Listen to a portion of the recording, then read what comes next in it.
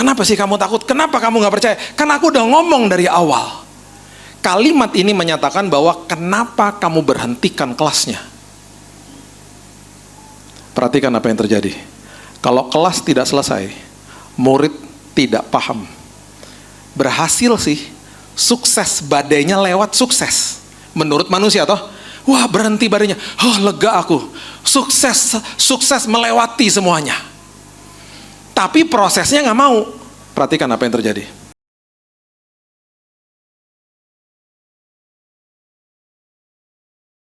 Shalom semuanya. Oke. Ada sebuah judul yang sedang dibahas di bulan ini tentang sukses. Dan kalau kita mendengar kata sukses, pastinya kita akan ingat bahwa nama gereja ini aja semboyannya Successful Bethany Family. Dan kalau kita mendengar atau membaca kata sukses, pastinya kita berpikir, biasanya nomor satu pastinya keluar sebuah pemahaman yang biasanya dikenal sama orang-orang. Sukses mencapai sesuatu dan lain sebagainya. Bahasa Indonesia daripada kata sukses itu artinya sebuah pencapaian, sebuah keberhasilan. Dan biasanya kalau orang-orang mau melakukan sesuatu, kita katakan sukses ya gitu. Nah, Alkitab tidak pernah mengatakan sukses itu adalah sebuah pencapaian. Karena sebuah pencapaian menjadi sangat-sangat tidak ada artinya tanpa disertai dengan sebuah yang namanya sukses yang terjadi di tengah-tengahnya.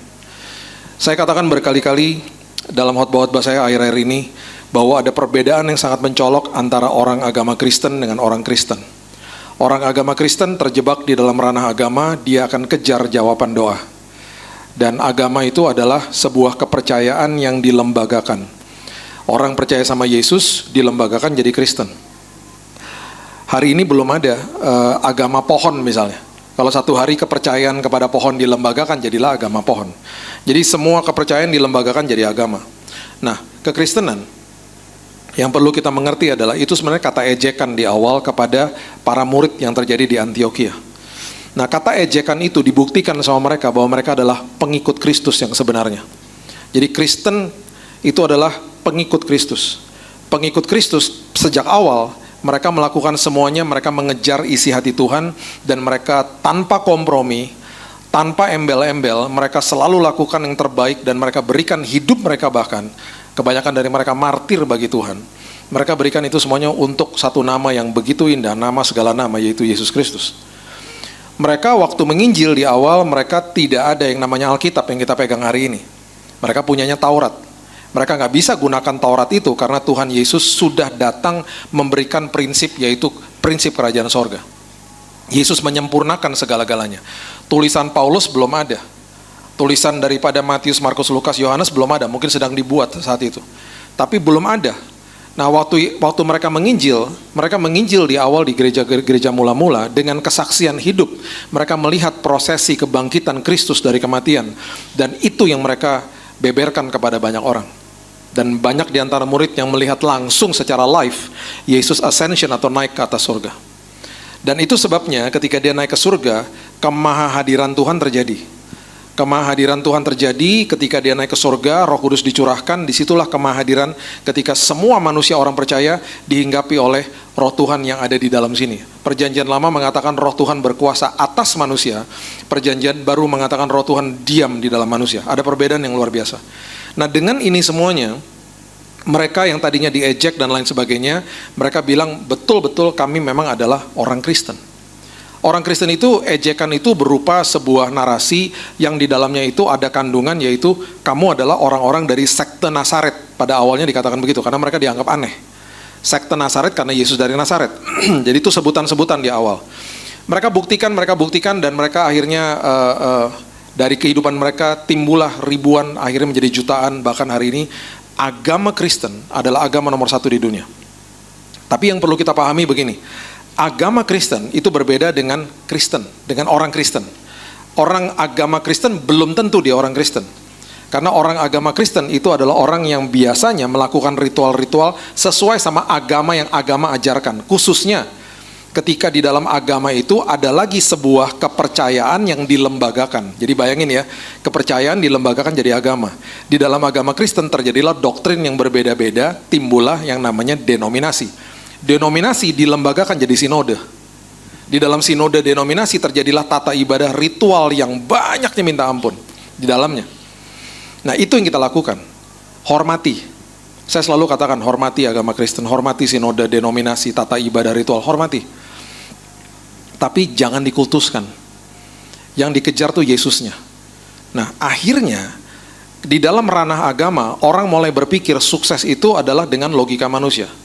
Nah, karena agama adalah ciptaan daripada manusia, lembaga yang diciptakan sama manusia, tanpa disadari kita ikut Tuhan juga dengan cara begitu. Contoh, saya udah doa, saya udah puasa, kok Tuhan gak jawab doa saya? Itu orang agamawi ngomong begitu. Orang Kristen gak gitu ngomongnya. Orang Kristen ngomongnya gimana? Pak, selagi saya menunggu jawaban doa, puji Tuhan Pak, saya dilegakan, saya dipuaskan, saya mengalami keintiman sama Tuhan dan lain sebagainya. Bahkan saya berubah selagi menunggu jawaban doa. Udah dapat jawaban doanya? Belum Pak. Tapi saya udah lega, saya dipuaskan. Itu Kristen. Orang Kristen adalah orang yang mengejar penyertaan Tuhan selagi menunggu jawaban doa. Jadi itu dasarnya dulu kita ngerti. Orang agama Kristen kejar jawaban doa. Karena agama kan, dia lakukan segala macam ritual di dalam pikirannya dia. Kalau saya lakukan ini, ntar Tuhan jawab. Makanya orang kecewa sama Tuhan. Kenapa? Ranah agama. Nah, di dalam ranah agama itu bersinggungan 11-12 sangat mirip dengan logika manusia. Sementara firman Tuhan mengandung paradoks. Firman Tuhan mengajarkan sesuatu yang mengandung banyak, bukan sesuatu lagi, hampir semuanya mengandung paradoks. Yang Yesus ajarkan khususnya. Paradoks itu artinya adalah sesuatu yang bertolak belakang dengan logika manusia, namun mengandung kebenaran. Besok di Nginden kita akan bahas tentang isme lah. Ada 5 isme yang kita akan bahas. Pragmatisme, hedonisme, materialisme. Apa sih artinya sehingga itu akhirnya membohongi manusia? Karena itu nilai dunia, itu logika manusia yang masuk ke dalam kehidupan manusia. Nah, ketika kita tarik lebih dalam lagi, yang namanya paradoks ini, akhirnya di 1 Korintus 2 ayat 14 mengatakan apa? Mengatakan begini, firman itu tidak bisa dinilai secara rohani karena kehidupan ini masih berkutat di dalam duniawi. Jadi narasi 1 Korintus 2 ayat 14 tuh kira-kira berbunyi begini. Ketika engkau tidak memahami firman Tuhan jadi kebodohan. Coba kita baca ya. Manusia duniawi tidak menerima apa yang berasal dari roh Allah, karena hal itu baginya adalah suatu kebodohan. Ia tidak dapat memahaminya sebab hal itu hanya dapat dinilai secara rohani. Ya. Jadi ini dulu nih dasarnya dulu deh. Firman jadi kebodohan. Firman jadi kebodohan. Sesuatu yang kita nggak ngerti pasti jadi kebodohan, dan kita nggak akan perhatikan. Sesuatu yang kita nggak ngerti dan kita nggak mau ngerti, nggak akan kita perhatikan. Contoh, bulan lalu saya diundang sama teman saya nginep di hotelnya dia di Bali. Lagi ngobrol-ngobrol, lagi pagi-pagi ngobrol-ngobrol, terus dia bilang gini, Bill, kamu tahu nggak pelukis namanya Alec Monopoli? Alec Monopoli. Terus saya buka IG-nya. Jangan dibuka sekarang ya, nanti aja langsung pada kepo langsung. Aleknya pakai C, Monopoli. Kenapa namanya Monopoli? Itu nama sebutan. Tahu board game Monopoli? Itu di situ kan biasanya ada logonya seorang bapak-bapak pakai kumis. Di semua lukisannya dia ada si bapak itu, yang dari permainan Monopoli. Makanya namanya Alec Monopoli. Lukisannya menarik banget. Jadi banyak warna-warnanya dan lain sebagainya. Dan akhirnya itu menjadi sebuah trademarknya dia. Dan dia pelukis dari New York yang masih muda dan karyanya mahal sekali. Nah, teman saya bilang gini, kamu tahu nggak salah satu lukisannya disumbangin buat hotel aku. Itu ada di lobi. Saya bilang, oh ya? Iya, kamu nggak perhatiin? Enggak. Lah kamu udah berapa kali ke hotel aku? Udah sering kan? Udah beberapa kali? Iya. Nggak pernah perhatiin? Enggak. Kenapa? Karena saya nggak interested sama lukisan. Saya nggak ngerti lukisan bahkan. Teman saya bilang itu lukisan 1M, bagi saya kebodohan karena saya nggak paham lukisan kayak gitu kok 1M, kayak cat tumpah gitu, cat ditumpahin ke kanvas, itu bagi saya ngeliatnya begitu. Terus teman saya bilang gini, itu bila ada artinya, setiap goresan tuh ada artinya, coba kamu lihat. Saya lihat lebih dalam lagi, saya makin pusing karena saya nggak paham dunia lukisan. Apalagi pas dia bilang itu udah ada yang beli katanya. Hah, ada yang beli? Jadi sesuatu yang saya nggak pahami jadi kebodohan. Kalau di lobi hotel itu ada pesawat terbang, saya pasti akan noleh karena saya suka pesawat. Nggak ada lah. Terus setelah ngobrol sama dia, pas mau pulang, saya lihat di lobinya, emang gede banget sih, besar banget dan bagus banget memang. Saya baru perhatiin, bagus juga ya, selama ini ada di sini ya, karena saya nggak perhatiin. Sesuatu yang kita nggak pahami jadi kebodohan. Makanya firman Tuhan nggak bisa cuma sekedar dibaca jadi sebuah keharusan, nggak bisa. Gaya hidup. Kemudian masuk lebih dalam lagi, bukan sekedar ngerti. Saya bukan sekedar baca, sekarang harus firman baca saya. Saya harus hidupi firman Tuhan. Dan yang namanya kebodohan bagi logika saya nggak bisa. Saya harus menawan pikiran saya ke dalam kebenaran firman supaya saya lakukan firman itu. Contoh sederhana gini, mendahului dalam memberi hormat. Itu sesuatu yang sangat-sangat bertentangan dengan logika manusia. Berarti kalau saya papasan sama orang yang menyakiti saya harus nyapa dia duluan. Bertentangan sama logika manusia. Nanti kalau aku didiemin gimana? Dan benar kita didiemin. Kita nyapa, kita didiemin sama dia. Kita dibuangin muka mungkin sama dia. Terus kita ngadu sama teman kita kan, kamu tahu nggak, aku sedih deh. Tadi barusan aku ngomong, aku nyapa teman itu yang waktu itu berselisih paham sama aku. Aku dibuangin muka loh. Teman kita ngomong apa? Kamu bodoh sih. Udah tahu orangnya kayak begitu, ngapain sih kamu sapa? Harga dirimu di mana? Digituin kita. Kita dibodoh-bodohin. Kenapa? Firman Tuhan kebodohan bagi orang dunia. Bayangin di dalam firman Tuhan paradoks demi paradoks terjadi. Contoh, ketika engkau mau jadi pemimpin, jadilah hamba. Bertentangan toh sama nilai dunia. Kepemimpinan di dalam dunia, indikasi keberhasilan, indikasi sukses adalah berapa banyak orang yang melayani saya. Makanya bos-bos keluar dari mobil, diambilin tasnya, dia bangga lah. Di dalam indikasi keberhasilan atau kesuksesan di dalam kerajaan sorga, pemimpin yang berhasil adalah berapa banyak orang yang dia layani. Kebalik semuanya. Di dalam kelemahanmu, kuasaku dinyatakan. Ketika engkau mau ditinggikan, rendahkan dirimu. Paradoks semuanya. Di dalam kemiskinanmu, hidupmu berdampak. Semuanya bertentangan. Ketika engkau sedang dalam kondisi terbatas, kasih sama saya. Elia datang ke janda di Sarfat. Tuhan suruh datang ke situ. Tuhan yang sudah memerintah janda itu untuk memelihara dia. Dia bilang apa? Adonan tinggal satu, Pak. Saya sama anak saya makan, kami mati. Elia bilang apa? Tabur dulu ke saya. Multiplikasi terjadi. Bertentangan kan sama logika manusia. Nah, itu yang terjadi. Nah, itu sebabnya kita harus redefine. Kita harus redefinisi kembali yang namanya sukses. Kesuksesan, firman Tuhan katakan begini. Efesus 2 ayat 10 mengatakan begini. Ini dasarnya. Efesus 2 ayat 10 mengingatkan kita bahwa kita adalah buatan Allah. Oke? Diciptakan untuk melakukan apa? Pekerjaan baik. Untuk melakukan pekerjaan baik. Bukan cuma satu hari aja, tapi setiap hari dalam hidup ini kita melakukan pekerjaan baik sesuai dengan dasar kebenaran firman Tuhan. Itu yang udah pasti.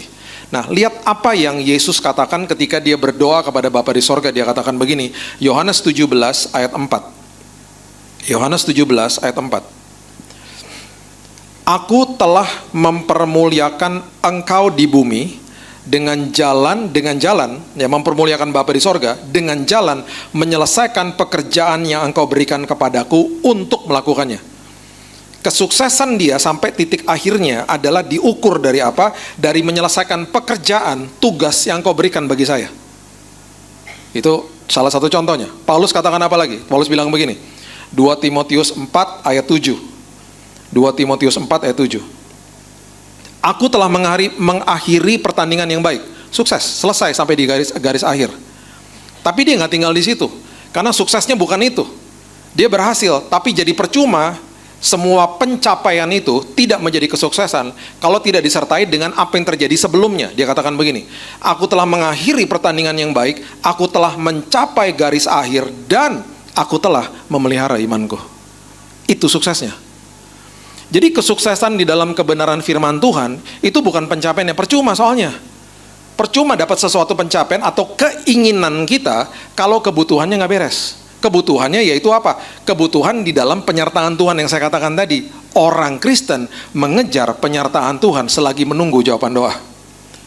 Di dalam penyertaan Tuhan selagi menunggu jawaban doa, keintiman terjadi, pertumbuhan rohani terjadi, karakter yang jadi tahan uji terjadi, hal-hal yang luar biasa terjadi di situ. Pemeliharaan iman terjadi, iman bertumbuh terjadi, ketika nanti udah dapat keinginannya, kebutuhannya sudah dibereskan. Itu sebabnya Yesus selalu menjawab kebutuhan, bukan keinginan. Kalaupun keinginannya dikasih, itu sudah terregulasi dengan kebenaran firman-Nya. Kalaupun dikasih. Ya. Saya ingatin lagi, ya, saya udah katakan berkali-kali, jawaban doa ada 4. Ya, tidak, nanti, atau A diganti B. Karena apa? Dia tahu yang terbaik buat kita. Di hari kita terima jawaban doa dan kita nggak suka, kita kecewa, jangan kecewa sama Tuhannya. Oke lah, kecewa sama jawabannya nggak masalah, itu manusiawi. Tapi kemudian ingatkan diri kita, Tuhan, semua jawaban doa ujungnya pasti bawa kebaikan buat saya. Walaupun hari ini saya nggak ngerti. Nah, ketika kita mulai berubah dan kita mulai menikmati nih penyertaan Tuhan sebelum dapat pencapaian akhir, itu kesuksesan. Sukses kita. Kalau nggak percuma, ini sudah dinarasikan dengan sangat jelas. Aku telah melakukannya, Yesus katakan. Paulus katakan, aku mempertahankan iman. Bukan ujungnya yang dinilai, tetapi ketika dia mempertahankan imannya, itu sebabnya. Ketika ada 2 badai yang terjadi dalam kehidupan murid-murid, ketika badainya atau sekolah kehidupannya tidak diselesaikan, hal yang mengerikan terjadi di ujungnya. Sebuah pencapaian akhir menjadi tidak ada artinya ketika sesuatu sekolah kehidupan diabaikan dan kita menolak yang namanya proses. Proses itu sekolah kehidupan. Jangan bolos, jangan ditinggalin, jangan di stop. Kita bisa stop, kita keluar dari situ, bisa aja. Tapi ketika itu terjadi, ketika pelajaran tidak selesai, ujungnya jadi nggak ada artinya. Makanya kalau di dalam sebuah pelajaran, orang kan dikasih taunya begini, kamu udah meraih atau attain atau kamu akhirnya mendapatkan diploma dari sebuah sekolah. Itu menjadi percuma dan banyak orang yang akhirnya cuma beli diploma aja tanpa ada proses pembelajaran karena ujungnya kamu nggak ngerti apa-apa. Itu yang terjadi. Ketika kamu bolos, ketika kamu nggak masuk kelas, ketika kamu nggak pernah selesaikan ujian dan semua pelajarannya, kamu cuma beli diploma, ya kamu nggak dapat segala macam yang perlu kamu dapatkan. Kamu cuma kejar ujungnya aja, dan itu Alkitab nggak pernah ngajarin begitu. Contoh ya, ada 2 badai atau ada 2 kelas yang sama-sama diberikan, tetapi hasilnya berbeda. Coba lihat Markus pasal yang keempat, ayat 35. Markus pasal yang keempat, ayat 35. Pada hari itu, waktu hari sudah petang, Yesus berkata kepada mereka, marilah kita bertolak ke seberang. Oke, kalau dia bilang marilah kita bertolak ke seberang, itu berarti mereka pasti sampai ke seberang dengan selamat. Plus Yesusnya ada di dalam perahu. Oke, Yesusnya ada di dalam perahu. Mereka meninggalkan orang banyak itu bertolak membawa Yesus beserta dengan mereka dalam perahu di mana Yesus telah duduk dan perahu-perahu lain juga menyertai dia. Nah, pelajarannya dimulai. Sekolah kehidupannya dimulai.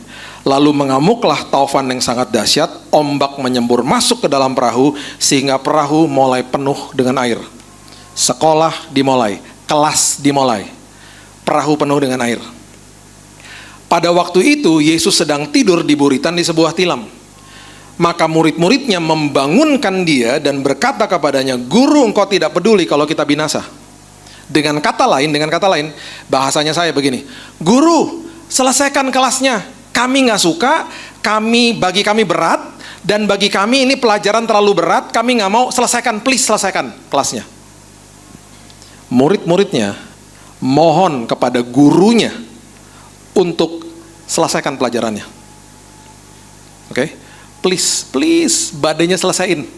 Kami nggak mau. Padahal dari awal Yesus udah bilang, marilah kita bertolak ke seberang. Kalau dia yang bicara, itu sama dengan kita pasti sampai ke seberang dengan selamat. Terus dia tidur lagi di buritan, ada Yesus lagi di situ. Mau sampai kapanpun kalau Yesus ada di dalam perahu kehidupanmu, kita nggak mungkin celaka.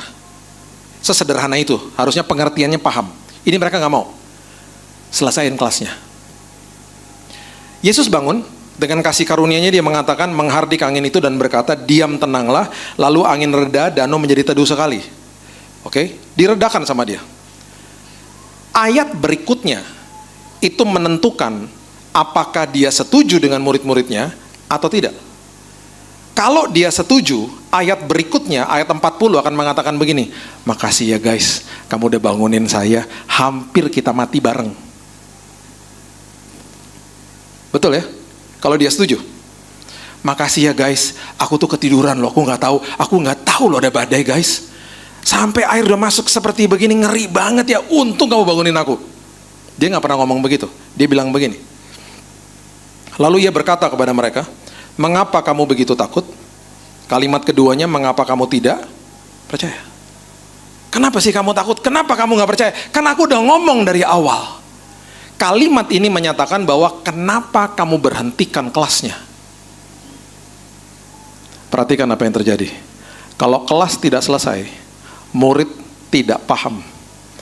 Berhasil sih, sukses, badainya lewat sukses.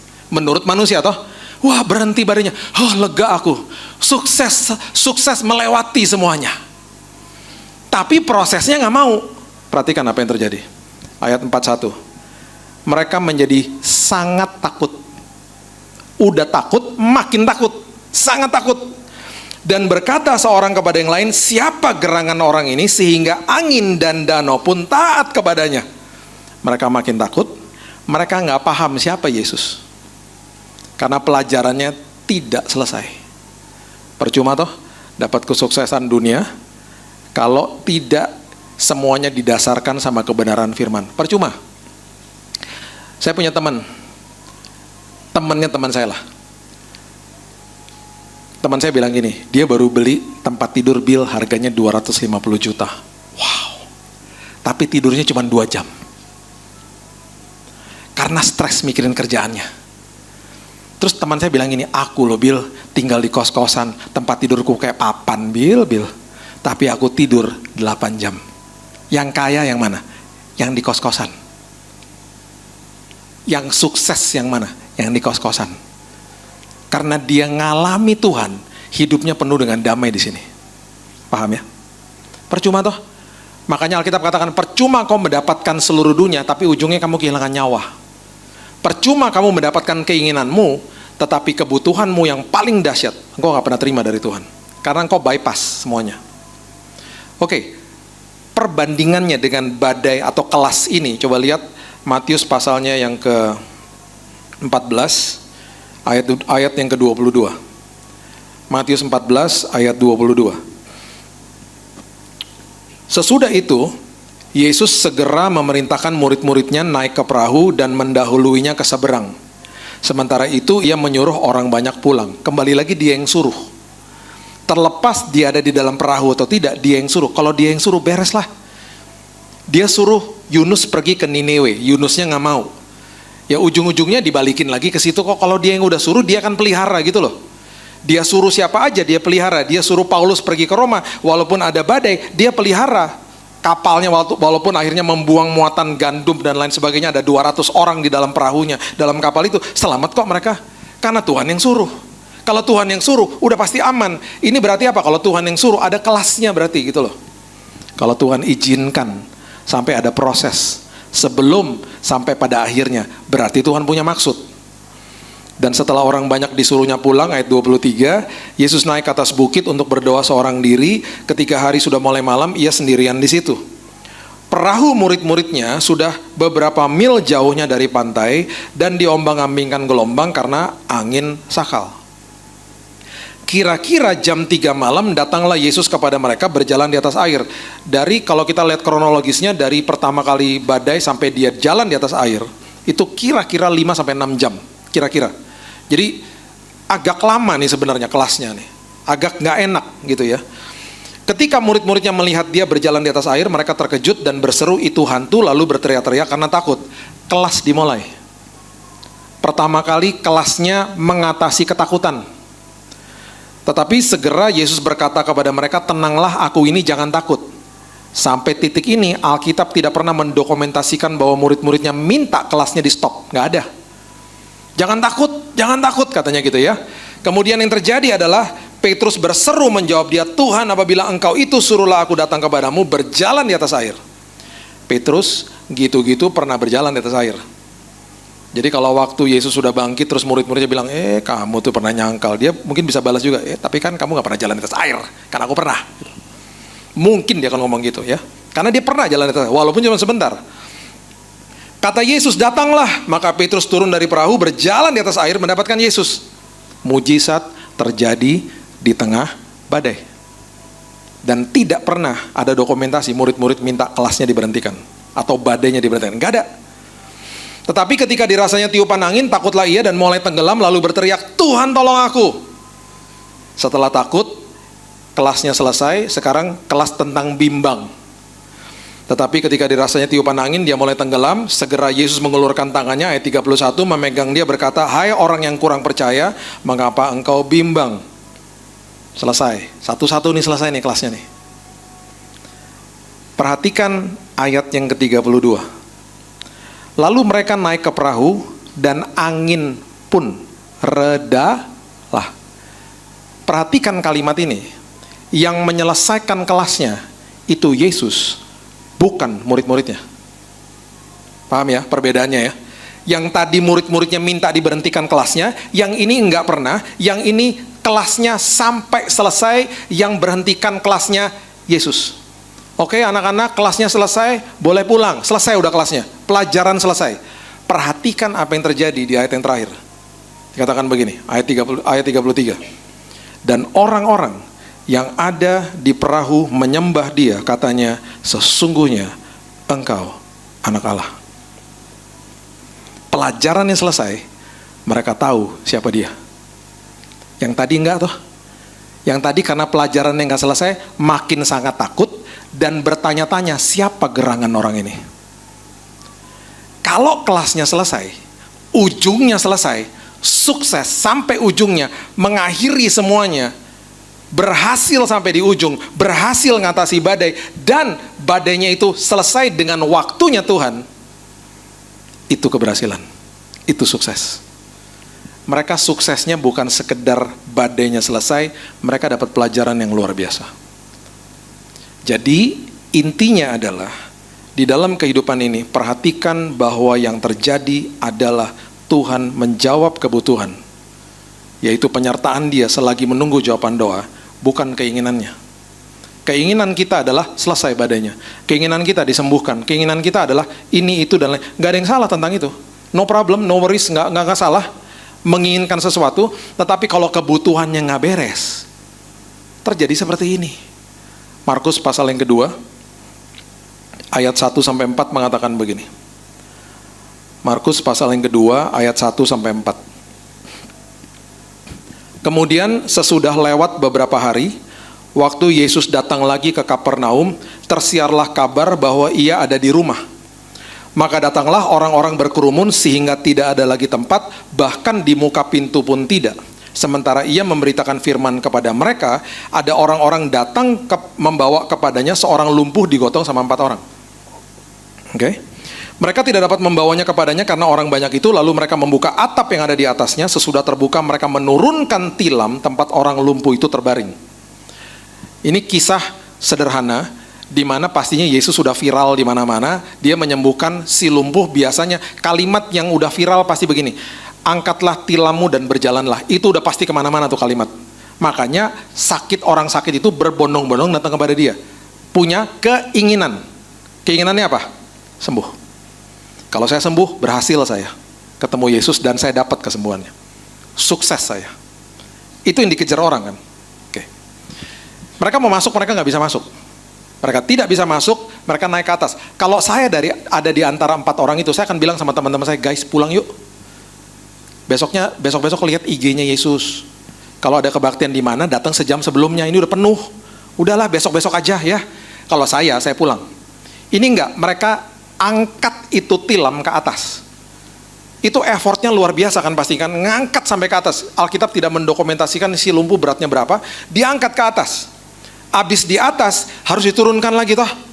Waktu diturunkan kan harus pakai tali, kan harus koordinasi lagi. Kalau sampai miring terus tilamnya miring, sisi lumpuhnya jatuh, udah lumpuh makin lumpuh dia. Jadi kan itu perlu koordinasi. 1, 2, 3 pelan-pelan.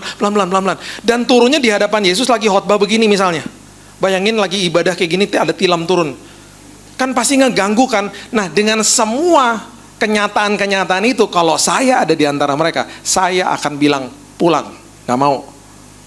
Berarti mereka punya keinginan yang luar biasa. Ini gambaran daripada kehidupan manusia yang menginginkan kesuksesan, menginginkan sebuah keinginannya tercapai dan lain sebagainya. Oke. Oke, akhirnya berhasil. Mereka turunkan si lumpuh di depan Yesus.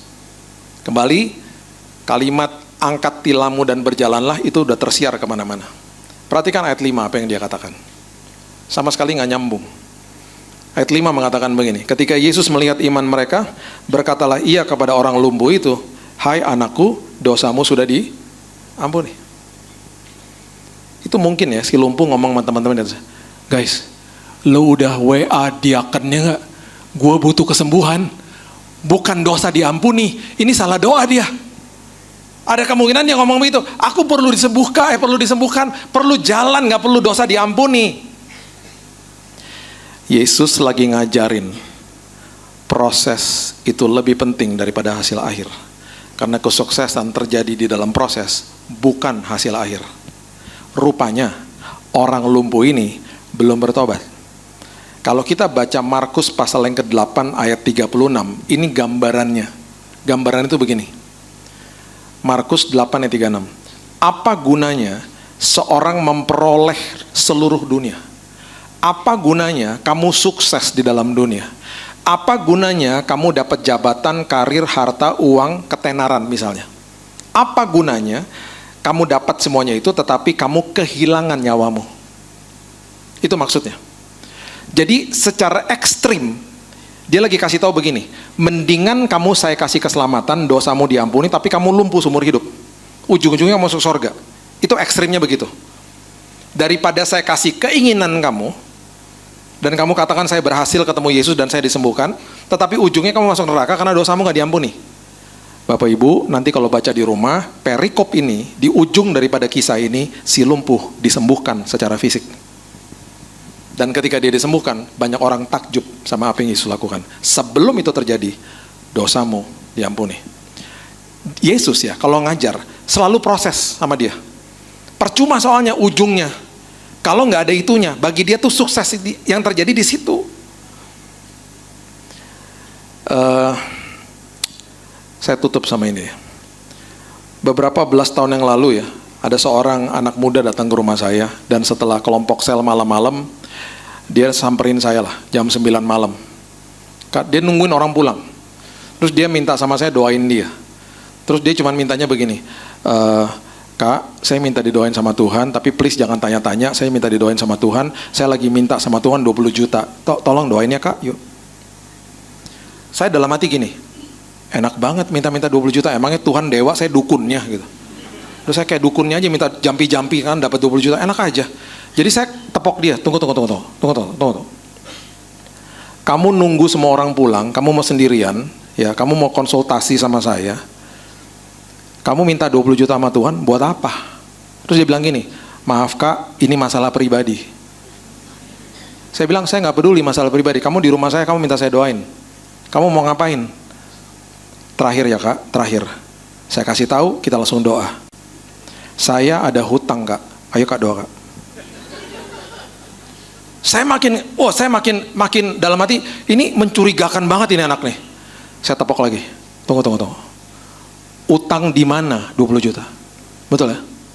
Utang sama siapa? Kan saya udah bilang masalah pribadi. Ya tapi kan kamu minta doa sama saya. Saya gak mau sembarang doa. Terakhir ya Kak, terakhir, oke? Saya hutang sama kredit card, oke? Ayo doa.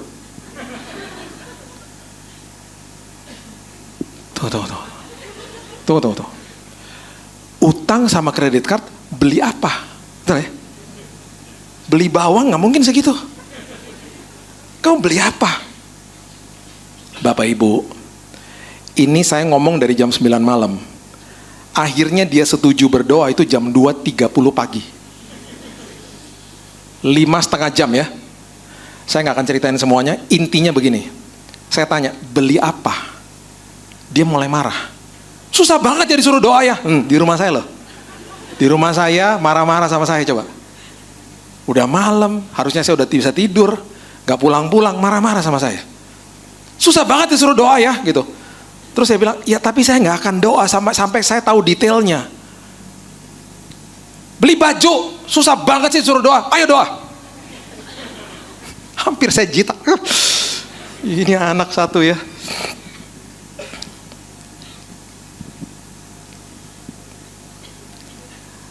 Sorry. Beli baju di mana? Iya dong. Kalau kamu beli di ITC, nggak mungkin 20 juta. Beli baju di mana? Waktu saya tanya gitu, dia sebutlah tokonya ya. Terus dia mulai berteriak. Terus dia bilang begini, tiba-tiba dia ngomong gini, aku benci sama papa. Nah loh, tadi belanja 20 juta utang kok sekarang tiba-tiba papanya. Dia bilang gini sama saya benci sama papa karena dari kecil aku dibanding-bandingkan sama adikku dan dikatakan adikku lebih cantik dari aku tumbuh besar tidak percaya diri, makanya aku beli baju-baju mahal untuk menutupi kekurangan diriku. Tuh, puas nggak? Ayo dong doa. Saya galak banget. Aduh, inilah jeritan hamba Tuhan ya, dimarah-marahin jemaat. Waktu saya tahu akhirnya akarnya dia kepahitan sama bapaknya, baru saya bilang, nah kalau gini kan enak, saya ngerti akhirnya. Dari tadi kayak katanya gitu. Saya akan doa sekarang, tapi saya tidak akan minta 20 juta dari Tuhan. Matanya begini. Saya akan doa dan saya akan doa supaya kamu lepaskan pengampunan buat bapak kamu. Betul dong? Itu kan sebabnya sampai kamu akhirnya spend 20 juta. Teman-teman tahu nggak apa yang terjadi? Kan kita dalam posisi duduk, dia berdiri di depan saya nih, tangannya begini nih. Hamba Tuhan macam apa sih? Disuruh doa susah banget, tangannya begini. Saya dalam hati, ditampar Tuhan, aku ditampar aku Tuhan, di rumahku sendiri Tuhan, aku ditampar Tuhan. Biarlah Tuhan, murid-muridnya mati martir, tampar aja sih nggak apa-apa lah Tuhan. Ini gini, kasih deh. Aduh Tuhan Yesus, dia ngamuk pokoknya. Karena dia benci sama papanya kan. Singkat cerita lah ya, jam 2.30 dia setuju untuk saya berdoa. Dan saya bilang, kamu perkatakan apa yang saya katakan. Itu sampai guling-guling di bawah. Mulutnya sampai berbusa, saking pahitnya sama bapaknya. Selesai berdoa sekitar jam 3 lah. Jam 3 tiba-tiba dia ngomong gini sama saya, Kak, makasih ya Kak, aku minta maaf ya Kak, kok aku bisa kayak gitu ya Kak, aku lega banget Kak abis didoain Kak, Kak mohon maaf Kak, aku lapar Kak. Kurang ajar. Terus tau gak bilang apa? Ada nasi goreng Kak. Coba tuh. Langsung banyak, Tuhan saya gak mau jadi hamba Tuhan. Nasi goreng tek-tek udah gak ada di depan, udah gak lewat, udah tidur juga kali abangnya. Saya masakin nasi goreng jam 3 pagi. Dia makan lahap. 3:30 kita anterin dia pulang. 1 minggu setelah itu, dia samperin papanya. Papanya udah tua. Dia sujud di depan papanya, minta pengampunan sama papanya. Pak, aku kepahitan Pak. Aku mau lepaskan papanya bingung. Papanya peluk-pelukan sama dia. 1 minggu setelah dia lepaskan pengampunan, dia ada di tengah-tengah sebuah transaksi jual beli. Kalau orang ada di tengah-tengah transaksi jual beli dapat komisi. Bapak Ibu teman-teman tahu komisinya berapa? 21 juta. 20 jutanya bayar kredit card, 1 jutanya buat dia. Karena keberhasilan terjadi, kesuksesan terjadi di dalam proses, kelasnya selesai, kredit cardnya dipotong sama dia. Sekarang saya tanya, kalau Tuhan kasih ujungnya, Tuhan langsung kasih 20 juta, langsung kasih. Dipakai lagi nggak kredit cardnya? Pakai lagi. Makanya Tuhan menjawab kebutuhan, bukan keinginan. Pertobatannya beres dulu, baru keinginanmu nanti ditambah-tambahkan bahkan. Carilah dahulu kerajaan Allah dan kebenarnya, bakal segala sesuatu baru ditambah-tambahkan dalam hidupmu. Paham ya? Dipotong kredit cardnya. Selesai. Tahun lalu dia ketemu sama saya di airport. Setiap kali ketemu saya itu masih minta-minta maaf. Padahal kejadian sudah belasan tahun yang lalu. Kak Billy apa kabar Kak? Aduh kalau lihat kakak kayaknya aku merasa bersalah gitu Kak ya. Ingat zaman-zaman dulu dia bilang gitu. Saya udah nikah Kak, udah punya anak. Oh puji Tuhan, udah punya kredit card. Udahlah Kak, kan udah pulih dia bilang gitu. Sekarang aku nolongin orang-orang yang kepahitan sama orang tuanya Kak. Makasih ya Kak buat pelajarannya. Puji Tuhan, beres. Saya cuma mau kasih kekuatan ini sama kita. Kesuksesan kita terjadi di dalam proses. Ketika menanti penyertaan Tuhan, menanti jawaban doa, itu yang terjadi kesuksesan. Ketika hidupmu diubahkan, ketika hidupmu bertumbuh, ketika hidupmu bangkit dan imanmu bangkit, itu kesuksesan yang luar biasa. Dan jangan pernah berhentikan kelasnya. Biarkan prosesnya terjadi, karena di ujung daripada itu semuanya membawa kebaikan bagi kita. Amin. Itulah sukses di dalam kebenaran firman Tuhan. Sehingga kita bisa katakan seperti Paulus, aku mengakhiri pertandinganku, dan aku mempertahankan imanku. Dan aku bertumbuh di dalam Kristus Yesus. Amin. Berikan tepuk tangan kita untuk Tuhan kita. Bapak yang baik, terima kasih buat hari ini. Ngucap syukur buat kebaikan Tuhan. Kami berterima kasih buat firman-Mu yang senantiasa memerdekakan, memandu kami. Kami paham Tuhan, firman-Mu mengandung banyak sekali hal-hal yang bertentangan sama logika manusia. Itu sebabnya buat kami ngerti, buat kami paham, buat kami menghargai firman Tuhan, supaya kami melakukannya dengan segenap hati kami, dan supaya hidup kami dimerdekakan hari lepas hari.